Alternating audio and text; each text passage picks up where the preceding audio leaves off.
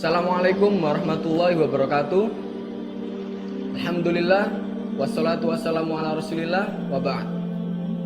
Ramadan adalah momentum perubahan. Salah satu yang dikatakan Nabi tentang Ramadan ialah ya baghiyal khair aqbil wa ya baghiyal syarri aksir. Wahai para pencari kebaikan, sambutlah, dan wahai para pencari kemaksiatan, berhentilah. Ada satu kisah luar biasa, kisah dari insan mulia Rasulullah SAW mengenai turunnya syariat puasa pertama kali, yakni tepatnya di tahun 2 Hijriah. Akan tapi di awal syariat puasa ini, muslimin harus diuji oleh Allah dengan adanya perang, yakni perang Badar yang kita tahu. Perang Badar adalah perang yang sama sekali tidak seimbang antara 1000 pasukan kafir Quraisy dengan 313 pasukan muslimin. Sementara di bagian kafir Quraisy sudah persiapkan peralatan perang yang begitu hebatnya, sementara kaum muslimin mereka datang ke Badar membawa peralatan seadanya, karena mereka ke sana sebenarnya hanya ingin menghalang dari kafilah dagang Abu Sufyan.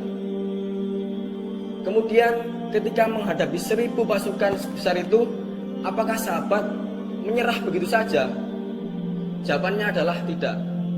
Salah satu sahabat mulia, pemimpin Ansor saat itu, Sa'ad bin Mu'adz radhiyallahu anhu, beliau berkata, "Ya Rasulullah, seandainya di depan kita itu adalah lautan dan kau menyuruh kami untuk terjun ke lautan itu, niscaya kami akan terjun ya Rasulullah." Sebuah perkataan yang luar biasa dari lisan orang beriman. Ketika Ramadan pertama para sahabat Nabi harus diuji dengan perang Badar, mereka mempersiapkan fisik terbaik mereka, mereka mempersiapkan iman terbaik mereka. Lalu bagaimana dengan Ramadan kita? Ramadan kita sama sekali tidak ada apa-apanya jika dibanding Ramadan para sahabat Nabi. Bahkan Rasulullah SAW sendiri hanya menikmati Ramadan 9 kali seumur hidupnya. Sementara kita, banyak Ramadan kita yang terlewati sia-sia, yang terlewati dengan amal-amal yang sama dari tiap tahunnya, tidak ada peningkatan. Apakah di tahun ini kita masih lalai dalam Ramadan kita? Apa kita memanfaatkan karantina ini untuk bermalas-malasan dalam Ramadan kita? Mari kita cek diri sendiri. Ada hikmah lain di dalam Badar, yakni ketika malam sebelum peperangan, Rasulullah SAW bersama sahabatnya Abu Bakar pergi ke tenda. Kemudian beliau berdoa dengan doa yang diulang-ulang, "Ya Allah, penuhilah janjimu. Jikalau engkau tidak memenangkan kami di Badar ini, niscaya engkau tidak akan disembah lagi." Sebuah doa yang sangat khusyuk, yang sampai menembus langit dan diijabah oleh Allah Subhanahu wa taala. Apa hikmahnya?